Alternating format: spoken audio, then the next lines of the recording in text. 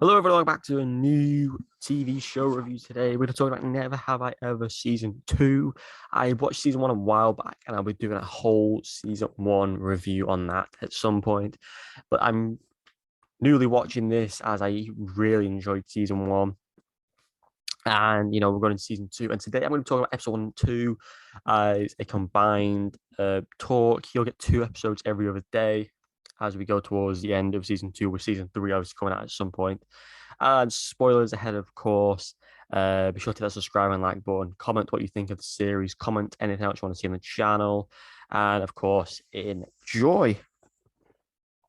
So, Never Have I Ever is basically a love story. At the end of season 1, we got to see a bit of romance between a few characters. You had Paxton and Ben, who are the main love interests.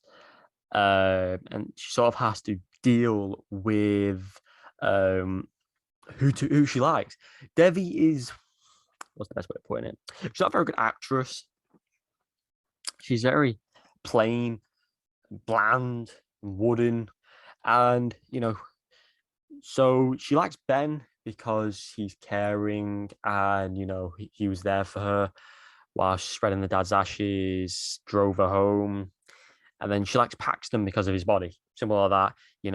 But she goes into season 2. She tries to tackle dating both of them. And ultimately, she's having to battle with going around school with them, texting them, meeting up with them after school.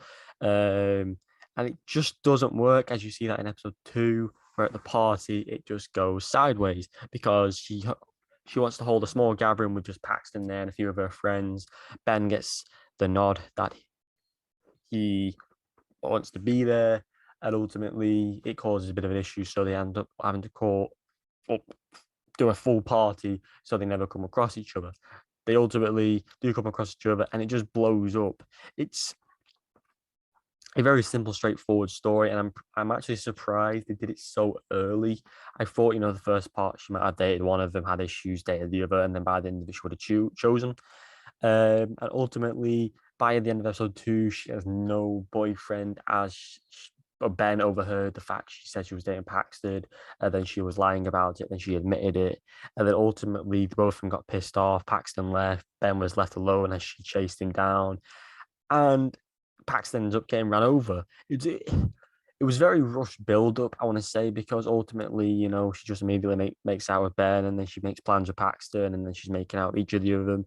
She's finding weaknesses in both of them, but strengths in the other. Like she said, she wanted to be Paxton, but then Paxton's date went bad because they were playing Call of Duty, and they had pizza, and then his friends were there. Whereas then she went to choose Ben, but ultimately Ben makes her a better person, but he's still her ultimate rival. It's a very complex first 2 episodes in the sense of her mindset is just really stupid.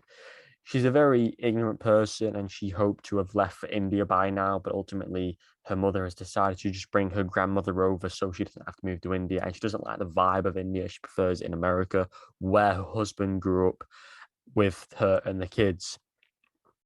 You see Debbie's sister obviously going for a uni degree, I think, or a job with a famous scientist who she refers to as the LeBron of science, of physics. I'm not too keen on all that terminology, but yeah, it was an okay first 2 episodes. I thought they handled it way too quick. I didn't think she was going to break or with them or have issues with them in the first 2 episodes. Her friends are just gormless as her. One of her friends, obviously being lesbian, having issues with pop culture and lesbian culture, and not being able to keep up with her friends and her girlfriend. The other one having a weird relationship with a guy who was on Disney Channel.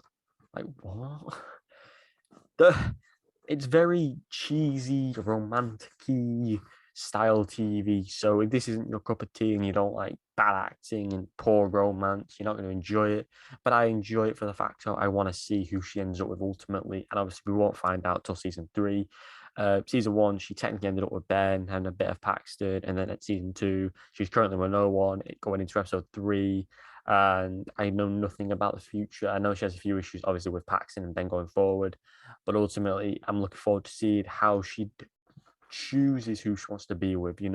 Yeah, Paxton, he obviously has the better body, but Ben obviously has the brains and the mindset of what he wants to do going forward. Whereas Paxton doesn't have any. He has university plans or college plans, as they will call it, but he sees them as a whatever wherever he goes, as long as he's doing sports. So, yeah, a good start to the series. It sets up the tone for the series, what you want to expect. I have no idea what I'm going into, but I'm looking forward to seeing where it takes it. So be sure to hit the subscribe button, check it out for yourself on Netflix. Season 1 and 2 are both out. As I said, these reviews will go out every other day with 2 episodes in one video. And of course, season 1 review will drop very soon. So I'll give you my thoughts on that. Thanks for watching as always. Be sure to leave a comment down below, and I'll see you in the next one. Goodbye.